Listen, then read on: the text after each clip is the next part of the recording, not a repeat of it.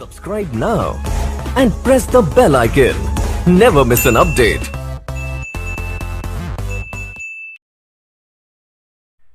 Students, आज का जो मेरा टॉपिक है वह है खिलाफत एंड नॉन कॉपरेशन मूवमेंट। जैसा आप जानते हैं, जो खिलाफत और नॉन कॉपरेशन मूवमेंट हिंदुस्तान में ये जनवरी 1921 में शुरू हुई और उसको फिर कॉल ऑफ करना पड़ा 1922 में। क्योंकि ये जो मूवमेंट थी उसके दो पहलू थे, एक था खिलाफत और दूसरा नॉन कॉपरेशन। इन दोनों को मिलाकर एक बहुत बड़ी मूवमेंट लॉन्च की गई। हम पहले ये देखेंगे कि खिलाफत इशू क्या था और नॉन कॉपरेशन उसके साथ कैसे जोड़ा है। तो मैं पहले आपको बताऊं, जैसे मैंने पिछले लेक्चर्स में भी आपको बताया, जो खिलाफत इशू है ये तुर्की से ताल्लुक रखता है, ऑटोमान तुर्की। ऐसा आप जानते हैं, जो वर्ल्ड वार फर्स्ट हुआ उसमें जो दो ग्रुप्स या दो पार्टीज, एक था जो ब्रिटिश और उसके जो एलाइज थे, वो अल्टीमेटली ये वर्ल्ड वार अगर हम देखेंगे ये 1914 से लेकर 1918 तक यूरोप में लड़ा गया। तो उसमें जो दो ग्रुप्स थे, एक था जो ब्रिटेन और उसके एलाइज और दूसरा जो था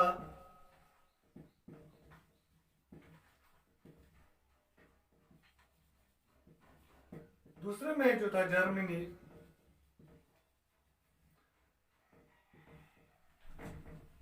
ऑस्ट्रिया हंगरी एंड तुर्की। क्योंकि ये ग्रुप जो था जर्मनी और जो इसके अलाइज थे जिसमें तुर्की भी था, तो वो जंग हार गई। जंग हारने के बाद उनके साथ अलग अलग ट्रीटीज किए गए। मैंने आपको पिछले लेक्चर्स में बताया कि जर्मनी के साथ जो ट्रीटी किया गया, ट्रीटी ऑफ वर्सिलस, तो उसमें क्या क्या प्रोविजंस थे। तो यहाँ हम खिलाफत इशू के साथ कंसर्न है, इसलिए मैं खिलाफत को ही यहाँ देखूंगा। ये तुर्की के साथ जो ट्रीटी किया गया, तो तुर्की का सुल्तान जो हुआ करता था, he used to be the khalifa of the Muslims. खलीफा यानी वहाँ खिलाफत चल रही थी। खलीफा जो है वो मजहबी या जो रूहानी पेशवा मुसलमानों का तस्वर किया जाता था, religious and spiritual head of Muslims.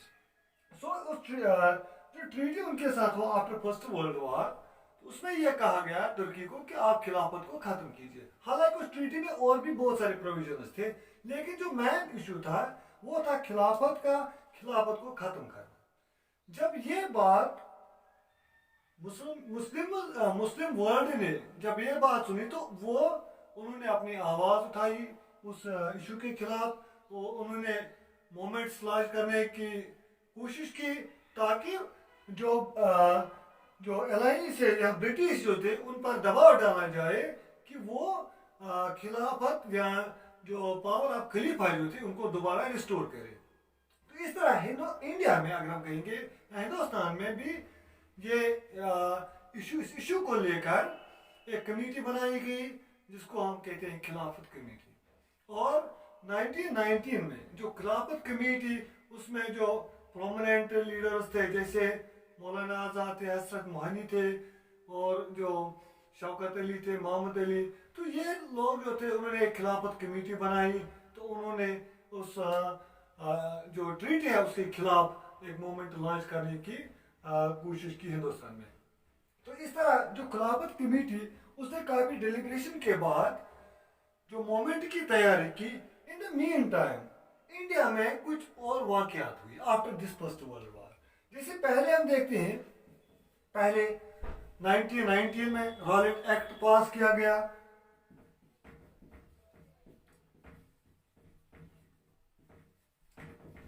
Rowlatt act, ये एक्ट जो था इसको हिंदुस्तानी कहते थे कि ब्लैक बिल है, क्योंकि उस काला कानून, ये ब्लैक, ये इसलिए काला कानून या ब्लैक बिल उसको कहा जा रहा था।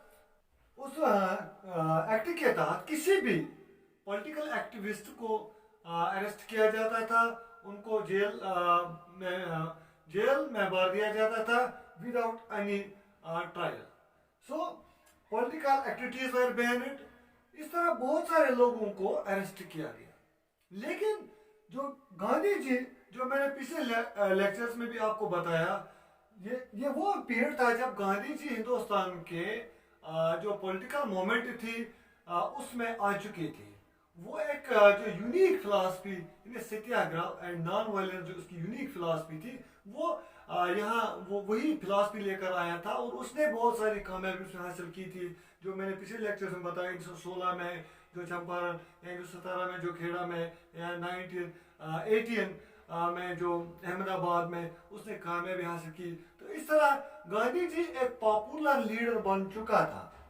लेकिन जो उसकी जो आइडियोलॉजी थी वो नॉन वायलेंस एंड सत्याग्रह, तो उसने कॉल दिया है कि हम एक सत्याग्रह इस एक्ट के खिलाफ लॉन्च करेंगे, रॉलेट सत्याग्रह। इस तरह जो अप्रैल में 6 अप्रैल से 13 अप्रैल तक, 6 अप्रैल टू 13 अप्रैल जो बहुत सारे वाकयात हुए। 6 अप्रैल को जो लोग रिलीज के सूरत में निकल पड़े शहरों की तरफ, रोड्स को बंद किया गया, शॉप्स को क्लोज किया गया, इस तरह रेलवे जो उनको क्लोज किया गया। तो बहुत सारे जो वाकयात हुए, तो इसको लेकर ब्रिटिश गवर्नमेंट जो थी वो थोड़ा खौफजदा हो गई। तो उन्होंने 10 अप्रैल को जो लोगों पर जो पीसफुल प्रोसेशन था उन पर फायरिंग करके उनको प्रिवोक किया ताकि वो वायलेशन करे।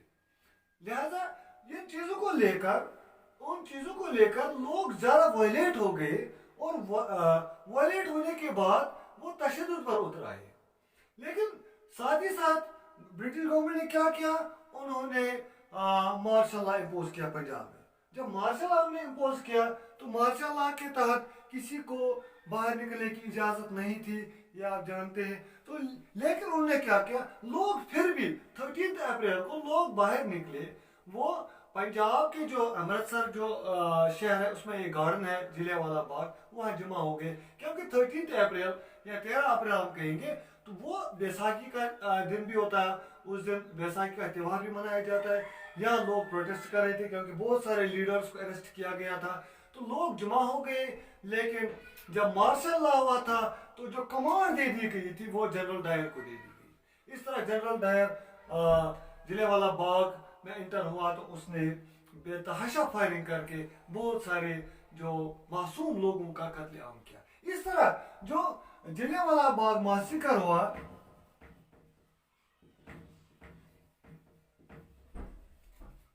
जो मासिकर हुआ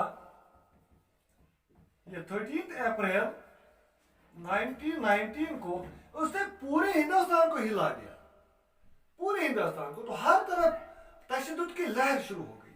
लेकिन इस सूरत हाल को देखते हुए गांधी जी ने क्या किया, क्योंकि वो तशद्दुद के खिलाफ था, तो उसने उस रॉलेट सत्याग्रह को कॉल अप किया। और अब क्या था उसके मन में कि सिर्फ छोटी छोटी मोमेंट चलाने से काम नहीं चलेगा, एक ऐसी मोमेंट लॉन्च करना है जो नेशन वाइड हो, जो कंट्री वाइड हो, और जिसमें हर कोई जो सोसाइटी का जो हिस्सा है, हर कोई सेक्शन जो है, चाहे वो मुस्लिम्स हो, चाहे वो सिख्स हो, चाहे वो हिंदूज हो, चाहे वो कोई किसी भी सोशल ग्रुप से ताल्लुक रखता हो, पीजेंट्स हो, वर्कर हो, ट्राइबल हो, सबकी पार्टिसिपेशन होनी चाहिए ताकि एक कंट्री वाइड मूवमेंट को हम लॉन्च करेंगे। तो ये इस तरह उसकी नजर पड़ी जो खिलाफत कमेटियां, जो खिलाफत मूवमेंट अभी जो होने जा रही थी।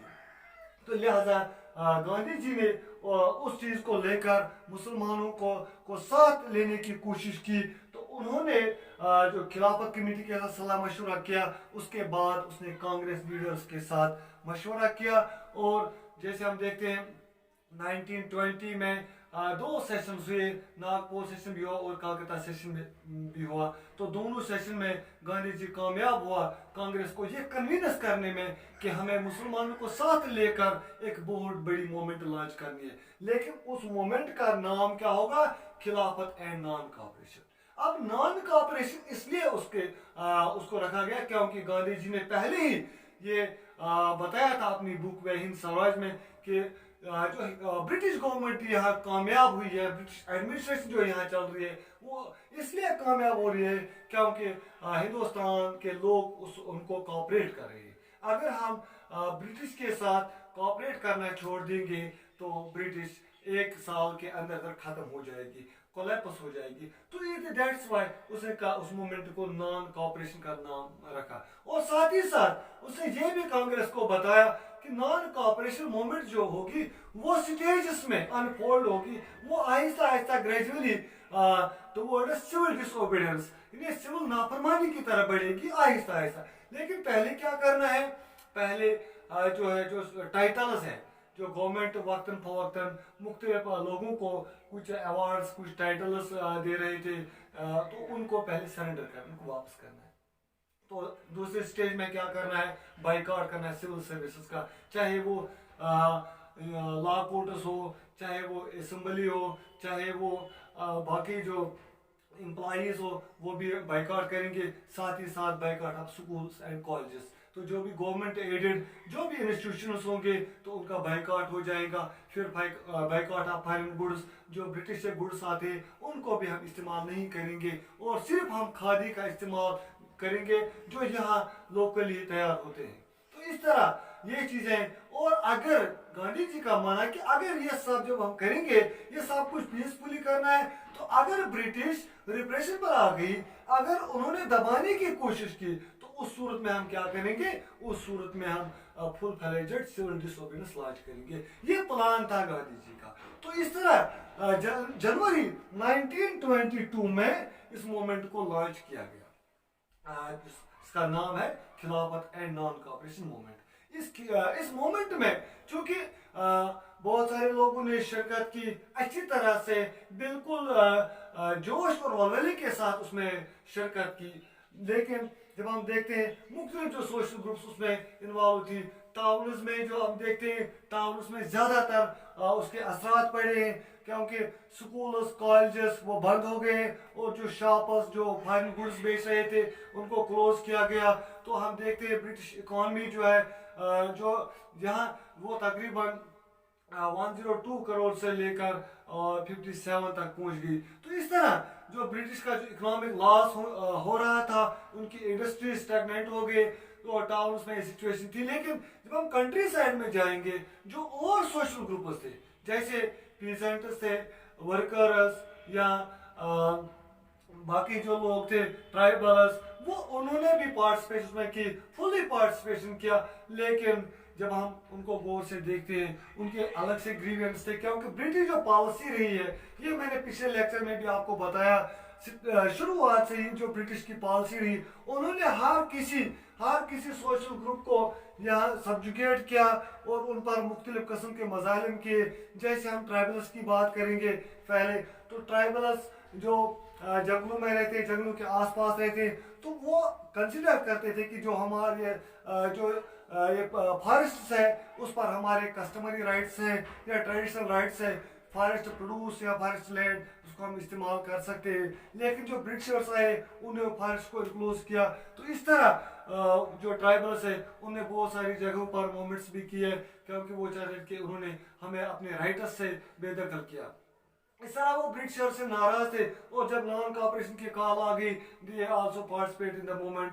लेकिन उन्होंने क्या किया, उन्होंने स्लोली उन्होंने जो दे टर्न्ड वायलेंट, उन्होंने वायलेंस का सहारा लिया, उन्होंने तशद्दुद का सहारा लिया। जैसे हम देखते हैं आंध्र प्रदेश में गुडन हिल्स में, तो वहाँ जो सीताराम राजू, तो उसने बिल्कुल एक वायलेंट जो गुरेला वारफेयर शुरू किया ब्रिटिशर्स के खिलाफ, और ये वो वायलेंस जो जिसका वो इस्तेमाल कर रहे थे। तो ये गांधी जी के जो आइडियल्स है उनके खिलाफ थे, उनके जो कॉल थी उसके खिलाफ थे। लेकिन स्टिल वो गांधी जी को हिमायत करते थे, सपोर्ट करते थे, लेकिन जो उनका जो एक्टिविटीज थी that was based on this guerrilla warfare. इसी तरह जब हम देखते जब पीजेंट्स की बात करेंगे, पीजेंट्स ने भी शिरकत की उस मूवमेंट में, काफी अच्छी तरह से उन्होंने साथ दिया। लेकिन जब जो उनकी ग्रीवेंस इंटरनल जो उनकी शिकायत थी, ग्रीवेंसेस थी, वो जो इमीडिएट उनके थे लैंड लॉर्ड्स या ताल्लुकदार्स, वो उन्हीं के खिलाफ थी, क्योंकि वो उनसे एक्स्ट्रा ड्यूज लेते थे, उनसे बेगार लेते थे, उनसे मुफ्त में काम करवाते थे, तो वो तंग आ चुके थे। तो इस तरह जब नान काबिल खिलाफत की कॉल आ गई तो उन्होंने भी उसमें शिरकत की, और जो उनकी मूवमेंट रही उन्होंने अटैक किया। उन्होंने सिर्फ ताल्लुकदार और ये जो लैंडलॉर्ड्स उनके घरों पर अटैक किया, उन्होंने बाजारों को लूटना शुरू किया, और that was also against the spirits of this खिलाफत non-cooperation movement. So उन्होंने जो वायलेंट रूप अख्तियार किया, तो all these things hurt Gandhi ji.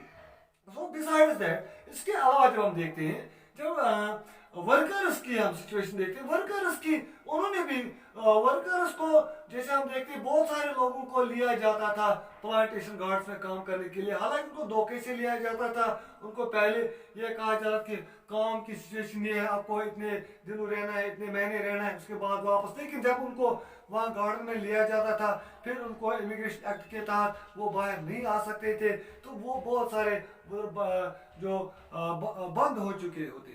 तो उन्होंने जब उनको ये कॉल मिली खिलाफ नॉन कोऑपरेशन मूवमेंट की, तो उन्होंने क्या किया, नहीं अब हम आज़ाद हो गए, अब हम अपने विलेज के साथ कांटेक्ट कर सकते हैं, अब हमको वहाँ लैंड मिलेगी, हम अपने घर जा सकते हैं। उन्होंने एकदम से वहाँ से भागने की कोशिश की, और भागते भागते, हालांकि बहुत सारे कम लोग उनमें जो घर पहुंचे सही सलामत, बाकी रास्ते में मारे गए। लेकिन उनकी जो अप्रोच थी, that was also against the Gandhian ideals.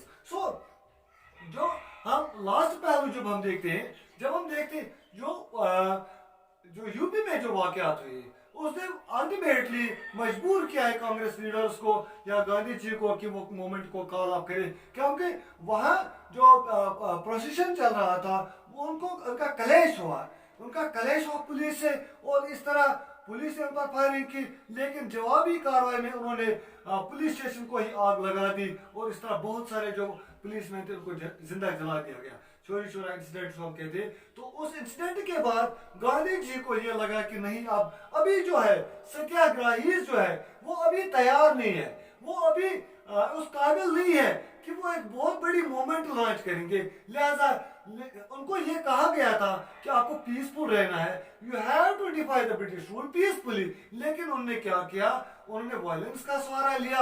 लेकिन इसका ये मतलब है कि जो सत्याग्रही है वो अभी फुली ट्रेंड नहीं है, उनको और ट्रेनिंग की जरूरत है, उनको और समझाने की जरूरत है। लिहाजा उसने फिर 1922 में उस मूवमेंट को कॉल अप किया। लेकिन यहाँ एक चीज हम देखते हैं कि मूवमेंट जो 1921 से 1922 तक चली, 2 साल जो मूवमेंट चली, उसने हासिल क्या किया। जो इसका इनिशियल जो एम था to move toward civil disobedience, क्या कुछ हासिल हुआ, जो आउटकम्स क्या थे उस मूवमेंट के। जब हम आउटकम्स की बात करेंगे, ये मैंने आपको बताया, पीजेंट्स, वर्कर्स, ट्राइबल्स, तो उन्होंने पार्टिसिपेशन की। हालांकि उनके जो इंटरनल इश्यूज थे, उनके अपने अपने जो ग्रीवेंसेस थे, लेकिन जब वो मार्च कर रहे थे, जब वो बढ़ रहे थे, एडवांस कर रहे थे किसी और, तो उनको क्या होता था, वो एक नारा बुलंद करते, एक स्लोगन रेज करते थे, स्वतंत्र भारत। तो उसका क्या, ये पहली बार हुआ है हिंदुस्तान की तारीख में जब लोग